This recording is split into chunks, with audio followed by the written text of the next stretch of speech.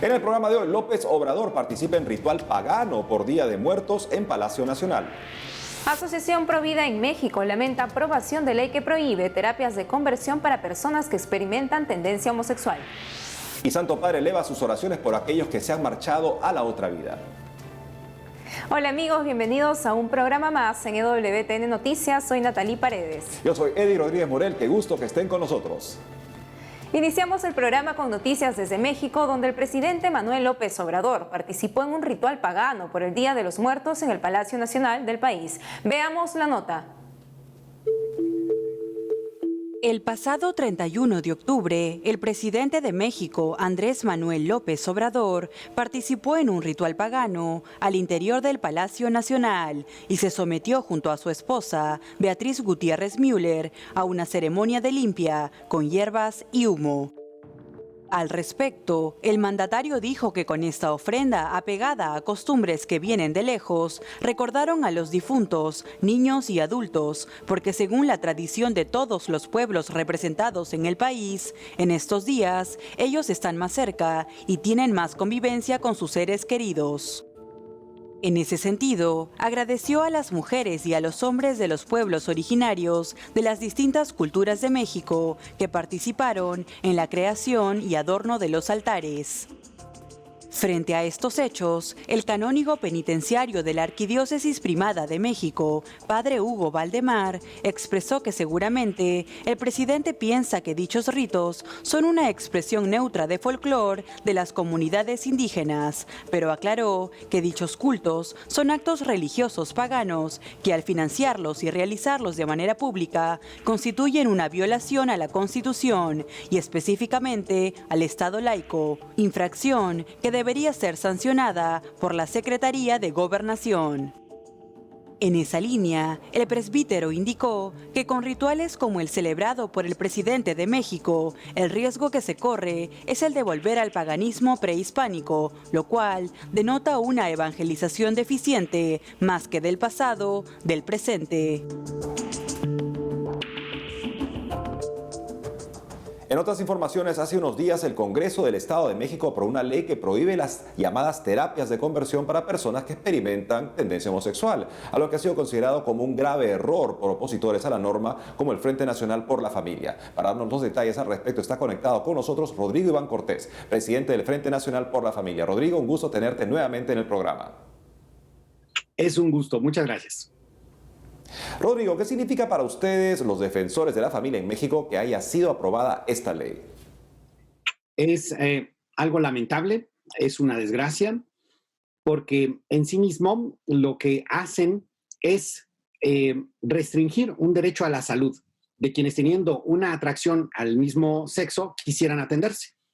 Por lo tanto, en primer lugar, es un atentado a eso. Segundo, es un atentado a los profesionales de la salud pues, que se dedican a esto. Tercero, es un atentado a los padres de familia y a los ministros de culto, porque también convierten cualquier ayuda a estas personas en algo delincuencial. Por lo tanto, estamos hablando de una coerción terrible para hacer que algo bueno sea visto como malo y lo malo sea visto como bueno. Pero lo más grave es que esto no es algo que se le ocurre a los diputados locales de un estado en una república de América Latina. No. Ellos no hacen más que repetir y ser peones de lo que exactamente el mismo día estaba presentando el encargado oficial de la oficina del Alto Comisionado para los Derechos Humanos de Naciones Unidas en un informe que considero es la peor afrenta en la historia de Naciones Unidas a lo que son los derechos fundamentales de la vida, de la familia y de las libertades fundamentales, ya que este personaje, en nombre de la libertad religiosa, lo que hace es escupirle en la cara a las religiones en todo el mundo para promover el aborto, la ideología de género, incluyendo exactamente con los mismos términos que se hizo en el Estado de México y se hace en otras muchas partes de todo nuestro continente, exactamente las cosas que tienen que hacer y tienen que obedecer. Es impresionante porque es una agenda completamente global que terminan algunos pobres instrumentos sin tal vez darse cuenta del daño que están haciendo. En ese sentido, desde el Frente Nacional por la Familia, ¿cómo van a afrontar esta situación?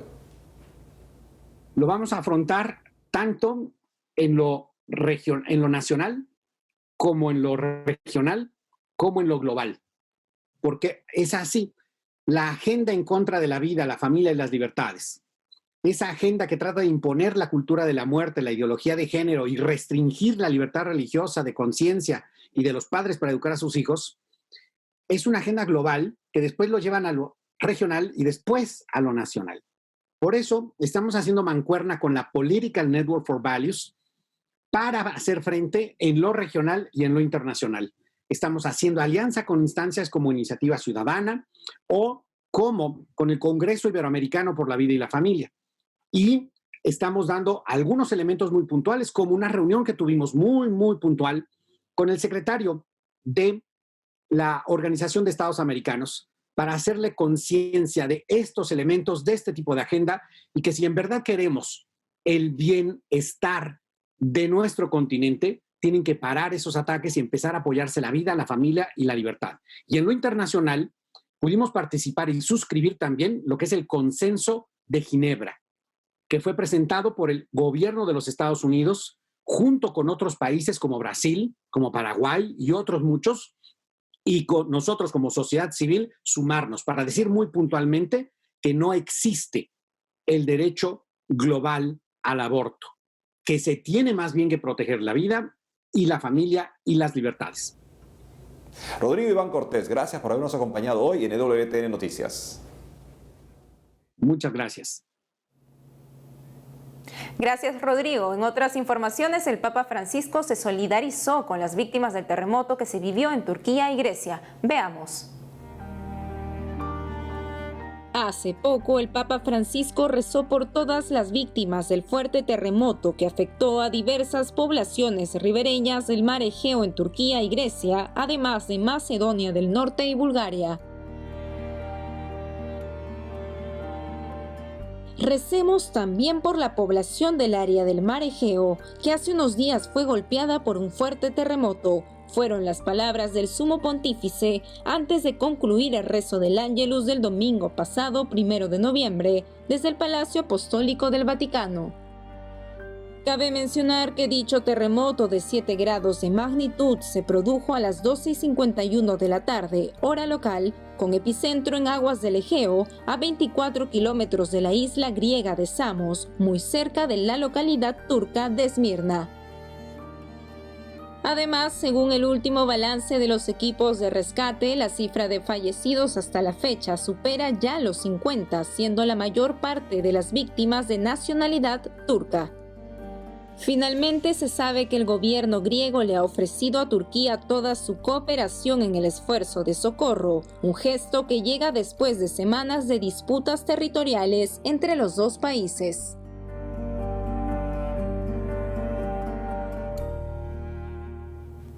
Ahora nos vamos hasta Roma, donde está nuestro corresponsal Miguel Pérez Pichel, quien nos tiene noticias sobre la misa que presidió el Papa Francisco en memoria de todos los fieles difuntos. Adelante, Miguel.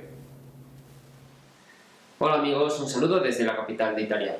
El Papa Francisco celebró la misa en memoria de todos los fieles difuntos desde la iglesia del Camposanto Teutónico, el cementerio que se encuentra dentro de la ciudad del Vaticano y cuyos primeros enterramientos se remontan al siglo X.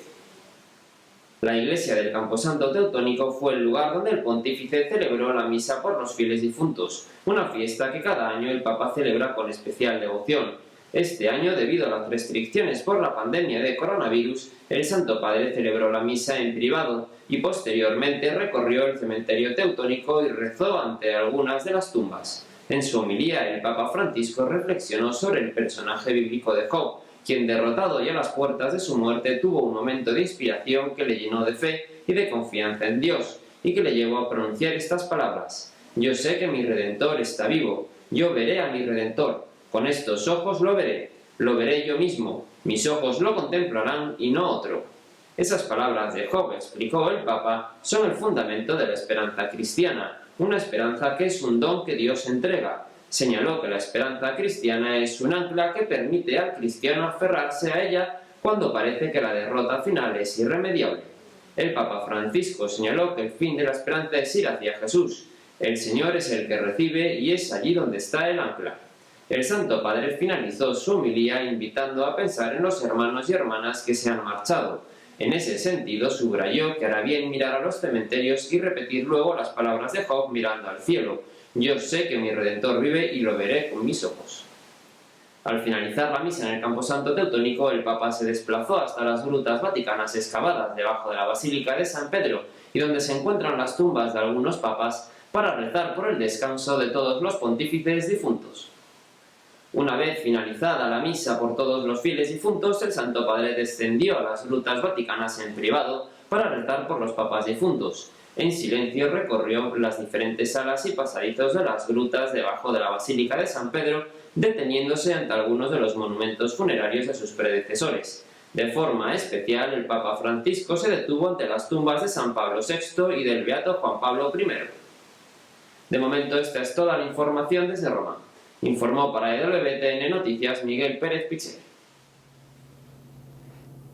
El Santo Padre guiándonos como buen pastor a lo esencial, que es orar por nuestros fieles difuntos. Nunca estamos separados o desvinculados de ellos. Tenemos la más profunda responsabilidad y deuda de gratitud que se refleja también en la oración. El Santo Padre también rezando por sus predecesores, porque al margen de nuestro cargo, lugar en la vida, todos responderemos igualmente ante el santo juicio de Dios. A mayor autoridad, mayor responsabilidad, oremos particularmente por los que tienen esa autoridad para que la desempeñen de una manera responsable de cara al juicio de Dios al que todos tenemos que comparecer. Así es, que importante haber visto al Santo Padre haciendo todo este recorrido, conmemorando a nuestros fieles difuntos y sobre todo también, como Él nos ha dicho, seguir rezando nosotros por aquellos que ya no están a nuestro lado, para que puedan haber alcanzado la misericordia de Dios, para que puedan estar gozando de su gloria. Sobre todo rezar por aquellos que se fueron en este tiempo de pandemia sin estar o ver por última vez a sus seres queridos. Continuando con más información, la oficina de prensa de la Santa Sede informó que se celebraron los 55 años de la declaración Nostra Aetate. Conozcamos de qué se trata. Hace unos días, el Vaticano dio a conocer a través de un comunicado que los católicos y judíos celebraron los 55 años de la declaración Nostra Aetate, un documento sobre la relación de la Iglesia Católica con otras religiones. En el mensaje publicado por la oficina de prensa de la Santa Sede, el presidente de la Comisión del Vaticano para las Relaciones Religiosas con los Judíos, Cardenal Kurt Koch, afirmó que sin duda Nostra Aetate numeral 4 colocó las bases para las relaciones entre católicos y judíos, llegando en consecuencia a ser considerado como la Carta Magna de las relaciones interreligiosas. En esa línea, el Concilio Vaticano II señala que en dicho numeral de la declaración, que la Iglesia de Cristo reconoce que los comienzos de su fe y de su elección ya se encuentran en los patriarcas, en Moisés y los profetas, conforme al misterio salvífico de Dios. Además, resalta que la Iglesia reprueba cualquier persecución contra los hombres, consciente del patrimonio común con los judíos e impulsada no por razones políticas, sino que por la religiosa caridad evangélica, deplora los odios, persecuciones y manifestaciones de antisemitismo de cualquier tiempo y persona contra los judíos. Amigos, tenemos que hacer una pausa, pero al volver, Andrew Walter, presidente de EWTN News, falleció en el Día de Todos los Santos. Además, anuncian primer Congreso Nacional de Catequesis para personas con discapacidad en México. Ya regresamos con más información en EWTN Noticias.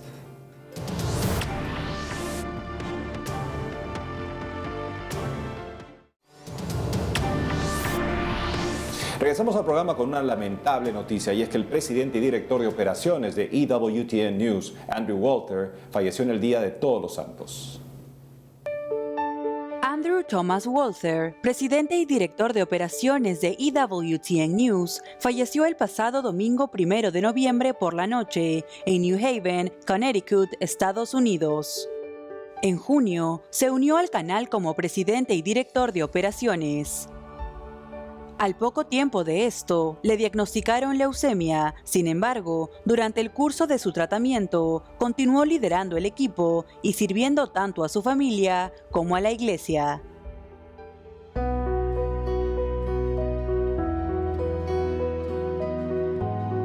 Desde 2005 hasta 2020, trabajó para los Caballeros de Colón, donde fue vicepresidente de Comunicaciones y Planificación Estratégica.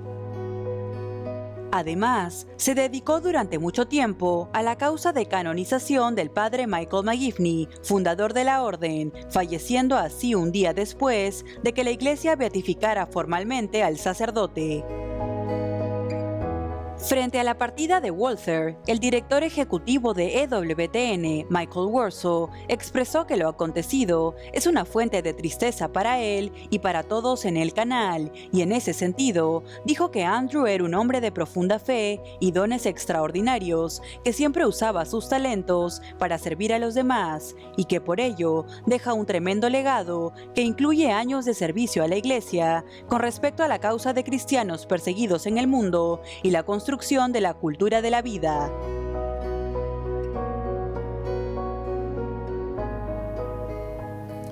Ante la pérdida de Walter y de cualquier ser querido, decimos con San Pablo: para mí vivir es Cristo y la muerte ganancia, porque incluso cuando el horizonte de nuestros planes humanos parece perder sentido, se abre el horizonte infinito de Dios con nosotros. Es a Él que nos encomendamos en este momento, a su familia particularmente, Él que es capaz de secar toda lágrima y renovar la esperanza que es Él mismo en nuestra vida. En otras informaciones, la sección diocesana de evangelización y catequesis de la Arquidiócesis de Guadalajara anunció que realizará el primer Congreso Nacional de Catequesis Especial 2020 del 20 al 22 de noviembre de este año. Para darnos todos los detalles al respecto, estamos conectados con Estela Evangelista Torres, coordinadora del programa de Catequesis Especial de la Arquidiócesis de Guadalajara. Estela, bienvenida a EWTN Noticias. Muchas gracias, Natalia. Un enorme placer estar aquí con ustedes. Estela, cuéntanos por favor cómo nació la idea de realizar este primer Congreso Nacional de Catequesis Especial 2020 y cuál es su objetivo. Sí, mira, esta inquietud nació ya hace varios años, 5 años, en donde se venía pensando precisamente en poder brindar herramientas desde un diseño de diagnóstico, fundamentación pastoral y los aterrizajes para que todos los evangelizadores y catequistas pudieran tener los cómo en su manera de actuar en el trabajo con las personas con discapacidad. ¿Nos podrías comentar cuáles son algunos de los temas que se abordarán en el Congreso? Sí, mira, dentro del Congreso va a estar participando con nosotros nuestro cardenal Francisco Robles Ortega, quien nos va a hablar de esos vínculos de sinodalidad, acompañamiento, para hacer los trabajos en torno a la discapacidad de una manera favorable, sabiendo que todos somos iglesia y unidos podemos lograr todos los objetivos que se pretenden para esta y para todas las encomiendas de la iglesia. Vamos a tener también a Monseñor Rogelio Cabrera, presidente de la SEM, en donde él nos va a hablar de esa oportunidad que tenemos de encontrarnos con el Señor desde una mirada evangélica, o sea, el buen samaritano, el ciego que recobra la vista, que dice que vea, Señor. Entonces, todo esto es una oportunidad para poder ir creciendo en la fe. Finalmente, ¿nos podrías contar cómo pueden hacer las personas que quieren participar en este congreso? Sí, mira, toda la información que requieran conocer, tanto de los conferencistas, talleristas y de todo lo que va a acompañar este congreso, lo encuentran en nuestra página www.cedetgdl.com. Le dan en la pestaña de Congreso Nacional 2020 y ahí van a encontrar toda la información para poderse inscribir ahí. Estela Evangelista, gracias por habernos acompañado en EWTN Noticias. Muchas gracias a ustedes. Gracias nuevamente, Estela Evangelista. Pasando a otras noticias, les contamos que el Vaticano informó cómo serán este año el pesebre y árbol de Navidad. Veamos. Con la llegada de la festividad navideña este año, la Gobernación del Estado de la Ciudad del Vaticano informó que el tradicional pesebre de la Plaza de San Pedro estará hecho de cerámica y procederá de la región italiana de los Abruzos. Asimismo indicaron que el árbol de Navidad será un abeto de 28 metros de altura procedente de Eslovenia. En ese sentido, señalaron que el característico espacio dedicado a la Navidad pretende ser un signo de esperanza y confianza para todo el mundo, queriendo expresar de esta manera la certeza de que Jesús viene entre su pueblo para salvar y consolar a todos, un mensaje importante en el contexto difícil que se vive debido a la emergencia sanitaria por el COVID-19. Por lo tanto, el pesebre, también conocido como Belén o nacimiento, estará compuesto por estatuas de cerámica de tamaño mayor al natural y serán colocadas sobre una plataforma luminosa de casi 125 metros cuadrados, rodeando de esta forma el obelisco central de la Plaza de San Pedro. Además, dichas decoraciones navideñas serán visibles a partir del 11 de diciembre hasta el 10 de enero de 2021, día en que concluye el tiempo de Navidad con la fiesta del bautismo del Señor. Cabe recordar que en años anteriores el Papa Francisco ha visitado el pesebre durante el 31 de diciembre al finalizar el rezo del Te Deum, antiguo himno de alabanza y acción de gracias al Todopoderoso que suele realizarse dentro de la Basílica de San Pedro.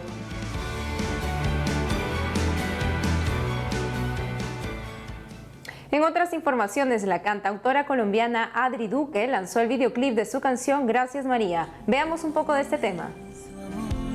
Gracias a ti, María, Madre, Madre mía, eres fuente de vida, hogar de Dios. Aleluya, eres Madre de Dios. Aleluya, nació el Salvador. Aleluya, eres Madre de Dios. Aleluya.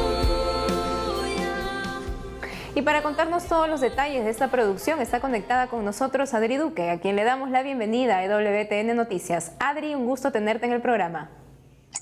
Hola Natalie, ¿cómo estás? Gracias por este espacio. Adri, cuéntanos por favor qué significa para ti este nuevo sencillo Gracias María y qué buscas transmitir en él. Natalie, para mí es motivo de gran alegría poderle hacer este homenaje a la Madre de Dios, esa mujer que sigue siendo modelo de mujer y ejemplo a seguir desde hace 2000 años, hoy en este siglo, y que será de generación en generación. Y con esto busco transmitir esa fe inquebrantable que tuvo María y que tanto necesitamos hoy en estos tiempos de crisis. Y coméntanos un poco cómo ha sido la producción de este tema en estos tiempos que aún continúan de pandemia y cuál fue el proceso de grabación. Pues creo que fue un poco difícil, pero como para Dios no hay nada imposible y Él para su madre, todo lo puso, como se dice, en las manos. Esta grabación de este video fue en una iglesia muy bonita de una universidad acá en Medellín. Tuvimos todos los protocolos de seguridad, todo salió muy bien, salió una muy buena producción. En el rodaje de la canción también tuvimos muy buenos profesionales. En todo estuvo Dios acompañándonos y sentimos su presencia todo el tiempo para poder entregar este bello trabajo. Adri, ¿cómo está siendo para ti esta nueva modalidad de realizar eventos de manera virtual? En ese sentido, ¿tienes pensado realizar nuevos proyectos? Claro que sí. Como te decía, para Dios no hay imposibles, no existen fronteras. Todo sigue desarrollándose, hacemos conciertos virtuales por medio de las redes sociales, la gente se conecta mucho porque hoy hay mucha sed de Dios, mucha sed de esa paz que trae y transmite el mensaje de Dios. Seguimos con nuevos trabajos, estamos produciendo 5 canciones muy especiales, una que viene en camino muy pronto que es dedicada a la familia, esa familia que Dios tanto ama y quiere cuidar. Finalmente, Adri, para aquellas personas que quieran conocer más de tu música, ¿dónde te pueden encontrar? Bueno, me pueden buscar en mis redes sociales como Adri Duque Voz, en Instagram, Facebook como Adri Duque, en mi canal de YouTube como Adri Duque y todas las plataformas musicales como Adri Duque. Adri Duque, muchas gracias por habernos acompañado hoy en EWTN Noticias. A ti muchas gracias y bendiciones para todos. Gracias, Adri. Y en el marco de los 100 años del nacimiento de San Juan Pablo II, que se celebra este 2020, recordemos el llamado del Papa Peregrino a la familia cristiana que realizó hace 40 años. El 25 de octubre de 1980, San Juan Pablo II se dirigió a los obispos reunidos en el Vaticano por el sínodo dedicado a la familia y en el que se reafirmó la enseñanza de la Iglesia sobre la indisolubilidad del matrimonio y los contenidos de la encíclica Humane Vitae del Papa San Pablo VI.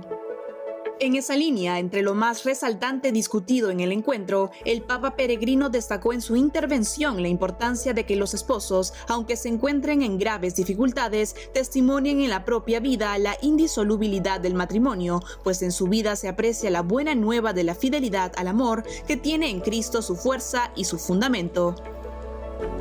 No obstante, hizo también un llamado a los pastores a ayudar a aquellos hermanos y hermanas que luego del divorcio vuelven a contraer matrimonio, para que no se sientan separados de la Iglesia al no poder recibir la comunión eucarística, pues en virtud del bautismo pueden y deben participar en la vida de la Iglesia.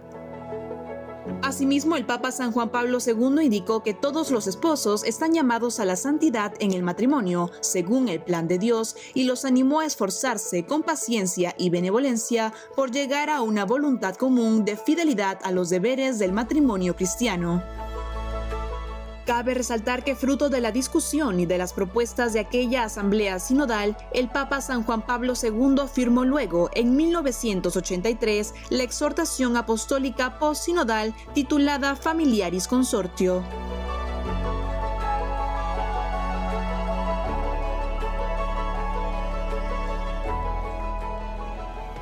Amigos, hemos llegado al final del programa. Gracias por habernos acompañado un día más en EWTN Noticias. Nos encomendamos hoy especialmente a San Martín de Porres en el día de su fiesta. Que Dios los bendiga.